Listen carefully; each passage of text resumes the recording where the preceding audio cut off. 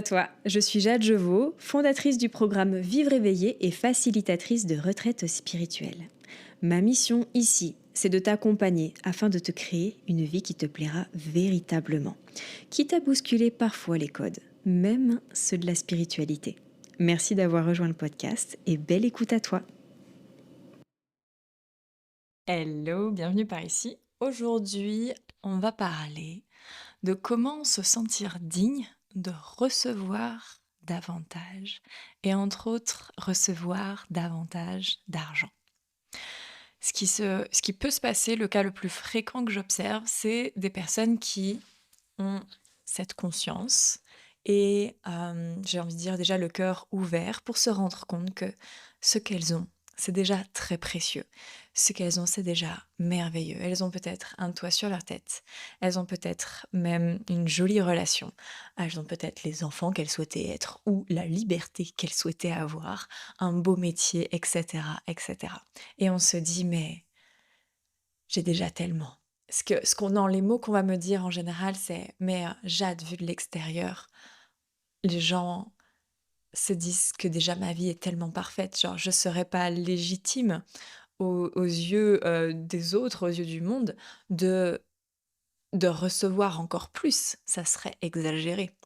Et ce que j'observe très souvent dans les schémas de pensée qu'il peut y avoir sur, les clientes que je vais accompagner sur cette problématique, ça va être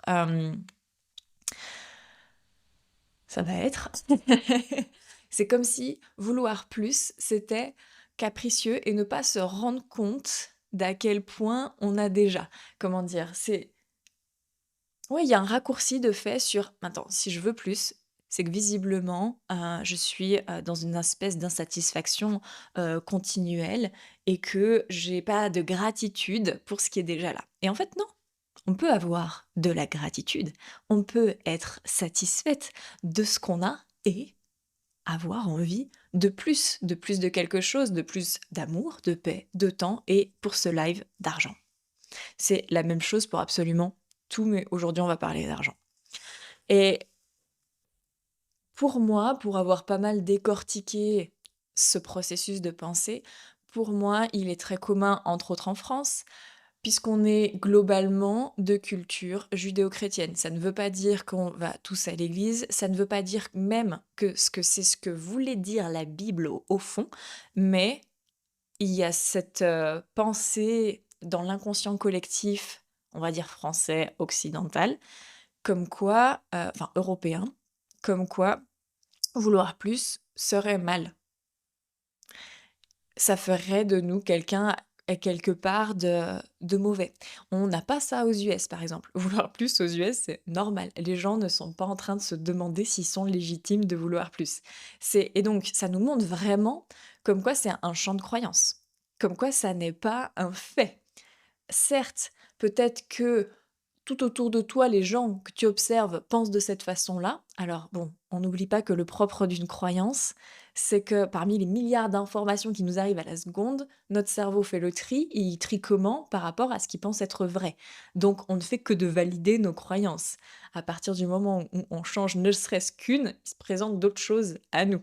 Donc pour dire que c'est normal que ce qu'on croit, c'est la vérité. Notre cerveau fonctionne ainsi. Il est assez dingue d'ailleurs, mais bon. Et l'autre, non,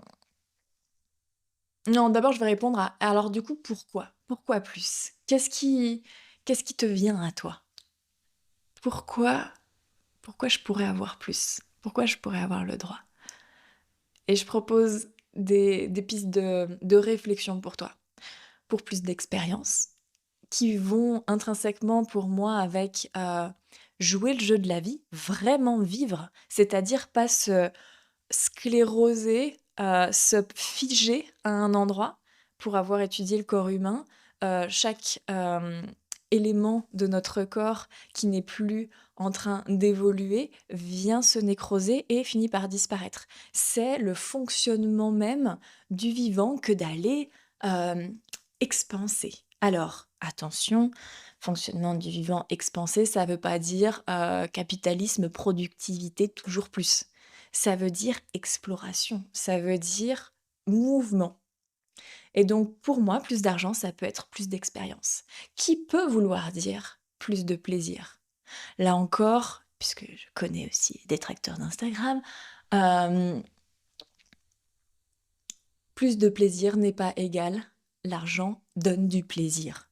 C'est L'argent est un outil neutre et je peux m'en servir de façon à faire grandir mon expérience humaine qui me donne accès à des nouveaux endroits de plaisir. L'argent n'est pas un outil qui va fournir comme ça plus de plaisir. Il peut fournir plus de plein de trucs et c'est à nous de choisir quoi, consciemment, en tant que personne consciente. Et donc en fait, pour moi, pour les personnes qui vont avoir un désir d'impact positif sur le monde, l'argent peut permettre ça. En fait, l'argent, dans notre monde, ça n'est pas une qualité intrinsèque à l'argent, c'est dans notre culture, dans le fonctionnement de notre société, l'argent permet d'ouvrir des portes, permet d'amplifier certaines choses. Et donc, si tu as envie d'amplifier certaines choses positives pour le monde, il le permet. Tout comme si tu as envie d'amplifier des choses négatives pour le monde, il le permet aussi. Mais on est ici entre personnes conscientes, bienveillante et altruiste, du coup, on n'oublie pas que ça n'est pas l'argent qui va nous transformer en quelqu'un de mauvais, l'argent va juste amplifier ce qu'on souhaite. Et donc, si tu as un désir d'impact, un désir d'aide, que ça soit d'ouvrir un truc humanitaire qui puisse servir à l'humanité, que ça puisse être quelque chose d'écologique, comme ça puisse être au centre de ta famille. Tu as peut-être envie de fournir des meilleures études à tes enfants, tu as peut-être envie d'offrir des expériences, de voyage, même culturelles à ta famille. Tu as peut-être envie de pouvoir aider tes parents qui ont une petite retraite et puis ils ont galéré toute leur vie et puis qu'ils puissent être à l'aise parce que l'État les oublie un peu et cetera et cetera. Tu peux avoir envie d'aider, une amie qui, elle, est en galère. Et ce qui vient souvent, se dire à cet endroit-là, pour les personnes qui y arrivent, qui sont déjà en partie, en tout cas, vecteurs d'abondance et pour cette vidéo, c'était: «Mais attends, j'ai déjà, pourquoi je voudrais plus?» Donc c'est qu'à quelque part, à un dosage qui t'est propre, tu es déjà vecteur d'abondance, puisque tu as déjà. Et ça, si on regarde bien, tout le monde l'est. Tout le monde est déjà vecteur d'abondance à un pourcentage qui lui est propre. Et quand on parle de plus, c'est pas une somme sur laquelle tout le monde serait d'accord, c'est plus par rapport à où tu en es toi. Parce que par exemple, mettons que tu te prennes le chou sur t'imagines, attends, j'ai déjà 3 000 € de salaire par mois, mais en vrai, j'aspire à 6 000, ça serait tellement abusé. Tu prends quelqu'un qui a un cadre qui gagne 10 000 par mois, il se pose pas la question, enfin pour lui, c'est dérisoire que tu te prennes le chou sur 5 000 €, tu vois? Donc tout est toujours par rapport à nous et on en fait beaucoup grand cas, hein, de nous et de ce que ça voudrait dire de nous avec plus et cetera et cetera et mon invitation, entre autres, c'est d'aller lâcher cet endroit pour voir que ça n'est qu'une illusion. C'est notre ego qui fait du blabla et qui nous maintient coincés. Mais il y a que nous pour nous maintenir coincés à cet endroit-là. Et ce que vont souvent me dire les personnes, du coup, qui ont déjà beaucoup d'après elles, c'est: «Mais pourquoi moi? Pourquoi moi?» Et je trouve que c'est important d'aller se poser avec cette question. Parce qu'effectivement, peut-être que tu es la seule de ton entourage à avoir déjà ça. Et en plus, t'aspires à plus. Dingue. Et, et le pourquoi moi, je trouve qu'il est important. Parce que nous avons, à mon sens, chacun comme des codes énergétiques. On pourrait dire une espèce de don personnel, unique, un truc qui est facile pour nous. Et peut-être que toi, tu portes des codes d'abondance. Et dans l'abondance, c'est vaste. L'abondance, ça veut dire plus de. Donc ça pourrait être d'abondance de telle ou telle chose. Mais mettons que ça soit d'abondance d'argent. Bah peut-être que si tu as déjà plus que ton entourage, toi, tu portes ces codes d'abondance-là. Et plutôt que de te dire pourquoi moi, comme si ah mince, il y a que moi, en plus je veux plus, j'ai dû rater un truc, je dois faire mal quelque chose. Ben en fait, si tu voyais que chacun porte ses propres codes. Personnellement, dans mon couple, moi, j'amène cette qualité d'abondance-là. Pour moi, je porte ces codes-là à l'intérieur de mon petit noyau familial qui est mon mari et ma fille. Mon mari porte d'autres codes, d'insouciance, de jeu. Et lui, il n'est pas en train de se dire: «Ah, pourquoi moi? Pourquoi moi je porte tant l'amusement? Et ma femme le sérieux? Ah, pourquoi moi? Pourquoi est-ce que j'ai été élue?» lui, comme n'importe qui d'autre, va pas se prendre le chou parce qu'en fait, il s'agit pas d'argent. L'argent, on a mis tellement de lourdeur dessus que ça devient grave. Et il y a toute cette pensée, encore une fois, judéo-chrétienne sur Satan, le mal et tout ça, qui pour moi était distordu. C'est même pas ça que voulaient dire les textes. Et c'est pas distordu par tous les hommes d'église, mais quand même par une bonne partie qui viennent nous maintenir tout petits, tout rabougris. Encore une fois, aux US, c'est pas le cas. Il y a une... Bref, il y a une autre lecture, on va dire. C'est pas le sujet, je vais pas m'embarquer là-dedans. Et donc, lorsque tu te refuses cette abondance-là, c'est comme si tu refusais les codes innés que tu as en toi. C'est tu t'es venu là peut-être entre autres pour ça, pour ce truc qui est facile pour toi. Et si tu aspires à plus, alors ça peut venir de l'ego, j'ai envie pour écraser les autres, j'ai envie pour montrer au monde que, mais ça peut, et ça vient très souvent, en tout cas des personnes que j'accompagne, d'un espace de cœur, d'un espace de joie. J'aimerais bien, j'aimerais voir ce que ça me ferait kiffer de... Et quand je dis ça vient du cœur, c'est pas forcément je veux donner, c'est pour donner, hein, c'est pour donner. Là j'ai le droit. Non, tu peux avoir envie pour toi, tu peux avoir envie pour tes proches, mais juste aussi pour toi, pour pouvoir te régaler, pour pouvoir expérimenter, voir ce que ça fait. Et il n'y a que le mental pour dire que c'est mal, parce que intrinsèquement, c'est ni bien ni mal. Sur le plan de l'univers, de Dieu, Dieu ne juge pas, l'univers ne juge pas. Qui est-ce qui juge? C'est l'humain, c'est le mental. Genre, l'univers, Dieu, aime.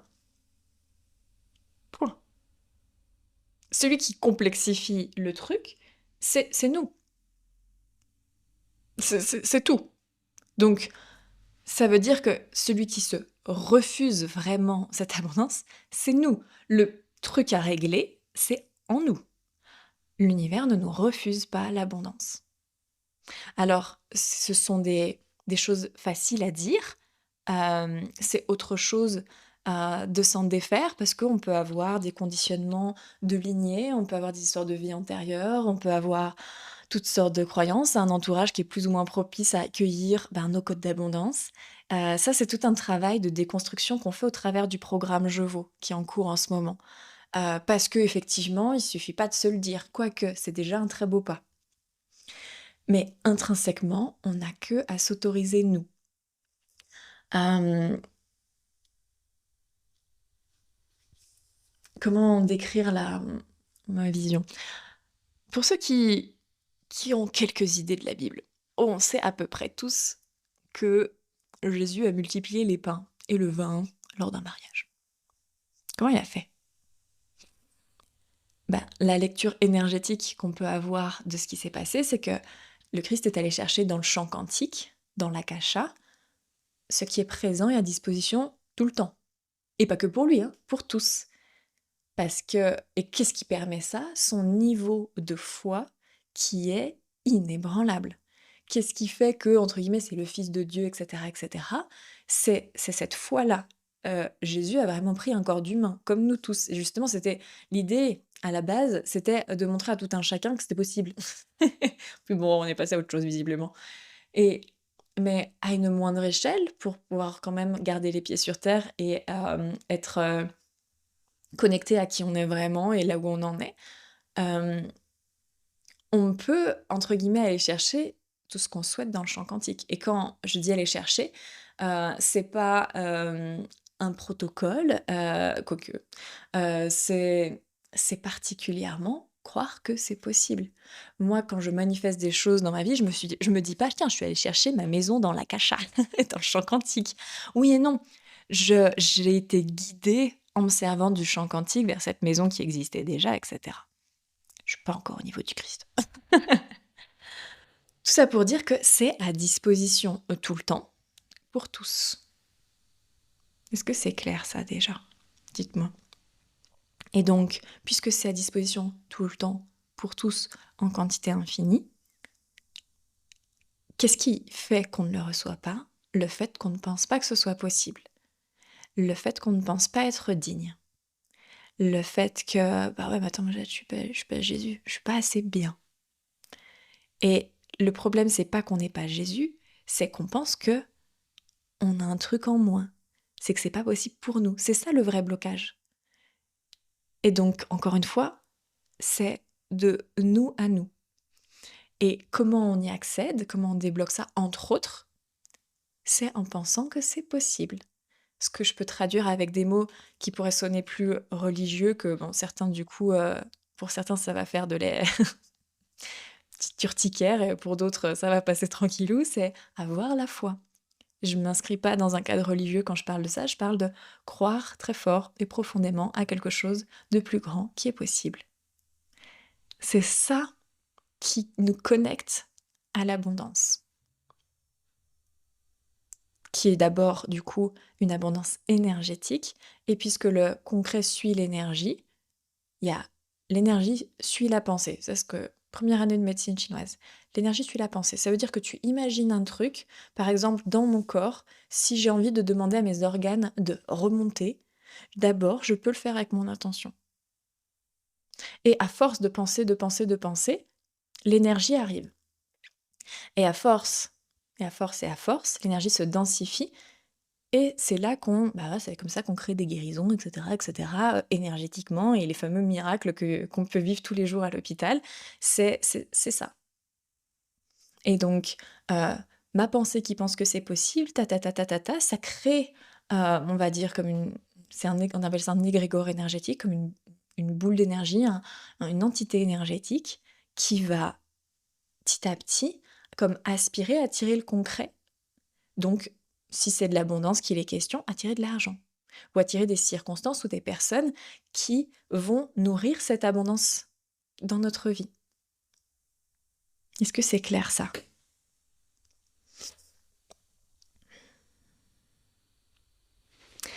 Et donc, petite précision sur le fait de croire, donc d'avoir la foi et de recevoir, ça n'est pas... Parce que du coup, je sais que dans des termes religieux, c'est ce qui a été un petit peu interprété. Si j'ai la foi, si je crois, alors je serai une bonne personne. Et c'est pour ça que Dieu va me récompenser. En fait, pour moi, ça c'est vraiment genre, t'as donné la Bible à un enfant de 4 ans, il a compris ça. Mais quand même, on a un peu plus évolué maintenant. C'est pas une récompense que Dieu nous donne. C'est juste un champ énergétique qui fonctionne comme ça. En fait, c'est la disposition pour tout le monde. Dieu ne juge pas, tout le monde y a droit. Donc quand je me branche à ça, je reçois ça. Il n'y a pas de récompense parce qu'on est une bonne personne. Et c'est à cause de cette pensée, je dirais chrétienne, que on s'estime jamais assez bien pour pouvoir recevoir. Particulièrement les femmes qui, rappelons-le, descendent d'Ève, qui est la pécheresse, la première pécheresse. Et vraiment dans la religion, genre, j'ai envie de dire bas de gamme, désolée pour ceux qui sont croyants, euh, ce sont juste des mots maladroits. Il y a cette idée que de toute façon, on arrive, on est pécheur. Ça veut dire quoi? Qu'on arrive et qu'on est mauvais, qu'il faut qu'on rattrape un truc. Et ça, même pour les personnes qui ne sont pas croyantes, dans la culture française, c'est énormément présent. Je suis pas assez bien, je suis pas assez bon, je dois me rattraper d'un truc, mais je sais même pas de quoi. De toute façon, je suis déjà arrivée sur Terre, c'était déjà foiré. Et donc, s'autoriser, se sentir digne est difficile. Encore plus pour une femme, puisque dans la Bible, on descend d'Ève. Genre, on est le truc mauvais. On n'a pas vu que c'était la personne qui sortait de ce petit circuit fermé qui est tout d'un coup ouvert à tout le monde, mais autre débat encore.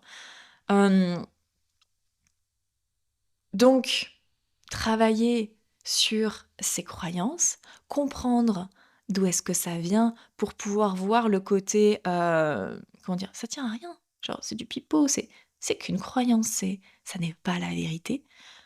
Ça aussi, on fait ça dans le programme Je Vaux, parce que c'est un vrai travail de nettoyage à l'intérieur, de, de décortiquer. On va se désencombrer, vraiment, de tous ces blocages qui ne sont pas conscients et qui créent notre réalité. Ça fait partie de la manifestation, entre autres, qu'on voit aussi dans le programme. Alors, j'ai vu qu'il y a une question passée. Tu parles de pensée quotidienne, pas en état de méditation? Eh bien, oui. En fait, pour arriver à faire ces bascules de pensée, la méditation, elle va être hyper aidante. Parce qu'on met notre cerveau sur silencieux, c'est pas évident, mais on baisse l'agitation. Et donc on a accès souvent à des pensées plus élevées, on s'est relié à notre cœur et tout ça et donc c'est plus facile d'aller sentir, des pensées qui vont, aller nourrir cette vision qu'on a, bah, du coup de l'abondance et cetera. Mais si c'est juste pendant mes 5 minutes de méditation et que tout le reste du temps, je doute, je me dis que je suis pas digne, que, on me fait un compliment, je dis: «Non, non, non», qu'on me fait un cadeau, on me dit: «Oh, il fallait pas!» genre, il fallait, il fallait, parce que je suis quelqu'un qui mérite. Et donc oui, ça a besoin d'être incarné dans le quotidien. La méditation, pour moi, c'est un super outil qui nous permet, bah, de trouver aussi ces nouvelles croyances, qui nous permet de nous recharger. C'est un peu comme si tu te repluguais à, je sais pas, tu une voiture électrique, voilà, tu viens te rebrancher, ça c'est la méditation, c'est ta borne. Mais si tu as une conduite qui consomme énormément, tu vas devoir soit tu vas être à plat, tu ne vas pas, manifester ce que tu souhaites, soit tu vas devoir te repluguer très souvent. Et de toute façon, mon invitation, si on souhaite changer son quotidien, c'est vraiment de nourrir ses pensées très régulièrement. Parce que c'est une question de schéma neuronaux, on a nos pensées habituelles, nos croyances qu'on a depuis tout petit, elles ont été en place, elles sont mises en place dans le passé et on a décidé que c'était la vérité et donc on passe dessus, on passe dessus, on passe dessus. Au niveau de nos neurones, c'est vraiment une autoroute. C'est facile à prendre, on connaît, on fait que ça, c'est 1 millième de seconde, c'est hop. Là, on veut créer une nouvelle façon de penser. C'est un petit chemin de montagne tout et la façon dont ça fonctionne, c'est au plus je le nourris, c'est comme au plus je passe sur ce sentier, au plus, bah, l'herbe va être tassée, au plus ça va être facile de marcher, au plus j'aurai enlevé les cailloux qui vont être au mieux, au plus ça va être large, au plus ça va être facile et au moins je prends l'autoroute, au plus elle se détériore finalement, j'oublie même qu'elle existe, il y a les mauvaises herbes, il y a des arbres qui ont fini par pousser dessus. Et donc pour moi, oui, intrinsèquement, tu es obligé de cultiver ça dans ton quotidien si tu veux que ça change.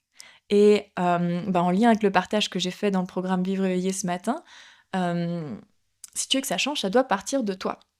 Et on a tendance à attendre de l'extérieur qu'il nous montre que c'est possible. Et en réalité, si tu veux voir dans ta vie que c'est possible, il va falloir que d'abord, toi, tu aies cette foi-là et que toi, tu le crées pour toi, en fait. C'est comme aller, comme dire, j'irai à la salle de sport quand je serai musclée. Ben non. En fait, d'abord, tu vas à la salle de sport et après, t'es musclé. D'abord, quand je serai en bonne santé, j'aurai une meilleure alimentation. Bah, en fait, non, d'abord, tu as une bonne alimentation et après, tu es en bonne santé. C'est comme ça que fonctionne le vivant. Pour la manifestation, c'est pareil. Souvent, la manifestation, on trouve ça obscur, perché, bizarre. Ça reste très logique. C'est d'abord, j'agis comme une personne abondante et après, j'attire ces circonstances-là à moi. Parce que pour des mêmes circonstances, si je suis calibrée à la pénurie, au manque, on va me proposer, bah, j'ai une personne, dans mon village que j'adore, j'aime bien passer du temps avec elle et c'est une belle thèse sur, le manque. On lui donne des sous, elle fait des super produits, Nature et Progrès, machin, de qualité et on lui donne du rabais, on lui dit: «Garde». «Non, non, non, non, non» et 2 minutes après, j'étais dans sa voiture et puis elle me dit: «Bah, je sais pas comment on va faire parce que à nous 2, on se tire à peine un SMIC et je sais pas comment qu'est-ce qu'on va devenir». Bon, on vient de te proposer certes 2 € de plus, mais tu dit non et c'est ça pour tout. Elle a monté un cours de danse, tout le monde est refait, on est super content et là on lui disait: «Mais attends, c'est toi qui as tout monté, même la prof elle a rien à faire, on te paye, ton cours, genre inclus-toi dedans et chacun met 1 € de plus, comme ça toi tu payes pas ton cours pour rémunérer tout ce temps que tu passes à faire». «Non, non, non, non, non», 5 minutes après elle se plaint parce qu'elle fait beaucoup. Genre, bah, ça c'est quand tu pas calibré à l'abondance, tu fais que la repousser tout le temps. Parce que de oui en oui, de 1 € en 1 €, de 15, de 2, de machin, tu finis par déjà recevoir concrètement et attirer davantage. Est-ce que c'est clair ça? Dites-moi. Je regarde mes notes. Petite chose que j'ai peut-être pas dit suffisamment clairement, c'est que Dieu en a rien à faire des chiffres. L'univers en a rien à faire des chiffres. Le nombre qui est sur ton compte bancaire, il s'en contrefout. Et puisque nous, on a attaché des choses, des pensées négatives à l'argent et que Dieu, il est au-dessus de tout ça, de la matière, du coup, si je veux rejoindre l'univers, il faut que moi aussi je sois au-dessus. On repousse, on repousse, on repousse, on repousse. Mais en fait, intrinsèquement, l'univers, il s'en carre complètement. L'univers répond. à l'énergie d'amour, à l'énergie de joie, à l'énergie, de vengeance, de tristesse et c'est comme ça que ça fonctionne parce que l'univers, c'est de l'énergie, Dieu, c'est de l'énergie. Donc qu'est-ce que j'envoie? C'est ce que je reçois. Mais je te le disais, 6 000 € pour toi, c'est énorme, pour quelqu'un d'autre, c'est absolument rien. 6 000 € pour certains, c'est même pas ce qu'ils payent en impôts chaque mois. Et toi, tu fais tout un drame. C'est il y a que ça, c'est de l'ego qui fait, voilà, tout un pataquès, comme si c'était hyper important et hyper grave. Ça aussi, ça fait partie du programme Jovo. On va aller déconstruire toutes ces croyances limitantes au sujet de l'argent. Tu as un outil concret pour pouvoir le faire par toi-même, pour que toutes celles que tu débusques, tu continues à débusquer dans le futur, tu puisses les couper par toi-même. Et pas que au sujet de l'argent, ça marche pour absolument tout. On a aussi la dernière chose à voir, c'est, je pensais à, on a des pratiques, des méditations sur recevoir. Parce que lorsqu'on a compris qu'en fait, c'était pas question d'être digne ou pas, que intrinsèquement, tout le monde est digne en fait. Sauf ce formatage judéo-chrétien qui traîne dans notre culture, même quand on n'est pas croyant, tout le monde est digne. Donc en fait, il n'y a plus qu'à recevoir, puisqu'en plus, c'est déjà à disposition pour tous. Et donc il reste le dernier point à régler qu'on fait avec différentes pratiques et différentes méditations, c'est s'ouvrir à recevoir. Qui vient nous mettre à un endroit où on laisse circuler. C'est-à-dire que je donne, je reçois. J'ai pas besoin de donner par calcul pour recevoir. Encore une fois, l'univers répond à l'énergie, donc à l'intention. Si l'intention, c'est le contrôler le calcul, on va recevoir du contrôler du calcul. Et donc, pour pouvoir recevoir, on va avoir besoin de donner, etc., etc. Quand je donne, je reçois, ça circule comme ça. À un moment dans ma vie, je me disais: «C'est fou tout ce qu'on m'offre comme gentillesse, comme cadeau» et une personne m'a dit: «Mais» et à des gens à qui j'ai rien donné de particulier, elle me dit: «Mais Jade, en fait, ça émane de toi». Et il y a pas un truc logique qui dit: «OK, j'ai donné à Géraldine, Géraldine doit me rendre». Je donne beaucoup à des gens qui, à quelque part, ne le voient même pas. À quelque part, je donne à 2 900 personnes sur Instagram, qui que ce soit, ceux qui m'insultent aussi, bah, je reçois, de quelqu'un du village qui n'a pas Instagram. Donc d'être dans cette dynamique-là de lâcher, de confiance, qui nous demande des guérisons. Pour pouvoir lâcher, on dit: «Ah, lâche prise!» C'est comme si c'était genre: «Ah bah oui! Ah ça y est! Ah merci de me l'avoir dit!» Ben non, on a besoin de se rassurer. On a besoin de traiter notre système nerveux, de le remettre sur on a aussi, là, dans le Jeuveau, un module sur zen comme Bouddha pour pouvoir réguler notre système nerveux. Pour pouvoir tenir aussi, du coup, ces nouveaux niveaux d'abondance qui peuvent nous paniquer au début parce qu'on n'a pas l'habitude et pouvoir vivre depuis un espace de paix. Pour pouvoir accepter d'être dans ce flot-là, dans les irrégularités et s'ouvrir à recevoir davantage. Parce qu'il y a une question de on a un peu comme une quantité définie de ce qu'on arrive à recevoir. Parce que tu dois l'observer dans ta vie, sauf quelques exceptions à des moments, tu reçois globalement un peu tout le temps la même somme. Alors pour les salariés, c'est une évidence. Pour ceux qui sont à leur compte, eh ben, c'est plus fluctuant, mais tu vois que c'est fluctuant entre une fourchette. Et ça, c'est ce que tu es capable de recevoir. C'est ton réceptacle actuel. Et dans Je vaux, on va aller l'agrandir. Pour ça, on a besoin de réguler notre système nerveux, on a besoin de lâcher certaines croyances, de faire certaines guérisons au niveau de notre lignée. Et ça, on fait tout ça dans le programme. Il est ouvert aux inscriptions pour la deuxième cohorte jusqu'à jeudi prochain avec une réduction de 100 € pour pouvoir former cette deuxième cohorte. Et il y a 5 places que j'offre à un tarif aide qui est plus que la moitié du prix, qui est, il faut le garder quand même à l'esprit, qui est possible grâce au fait que d'autres payent le vrai prix. Il y a certaines voilà, conditions pour pouvoir être éligible, on va dire, à ce tarif-là, qui est à décider entre vous et vous. Je vous laisse choisir, sachant que c'est un programme qui traite entre autres de l'énergétique. On traite moitié-moitié, concret et énergétique, parce que pour moi, pour qu'il y ait des résultats dans la matière, on a besoin de concret. Et preuve en est, la première cohorte a eu de très bons résultats, parce qu'il y avait cet équilibre entre concret et énergétique. Et donc, c'est un travail que je vous laisse faire, à la fois de Oui, je peux accéder à ce prix-là parce que je fais partie des conditions et donc je me l'autorise. Je me dis pas: «Ah bah non, je vais le laisser pour ceux qui ont encore plus besoin». Mais si j'ai la possibilité de prendre le vrai tarif, eh ben, j'ai aussi la vérité avec moi-même de prendre le vrai tarif, même si ça me démange de prendre moins cher, parce que on va faire un profond travail de vérité avec soi-même et là, il s'agit de ton entrée dans ce processus-là et ça compte. Ça compte réellement pour le travail qu'on fait, de vérité avec soi-même. Et il y a donc 5 places seulement qui sont à ce tarif aide-là. Voilà.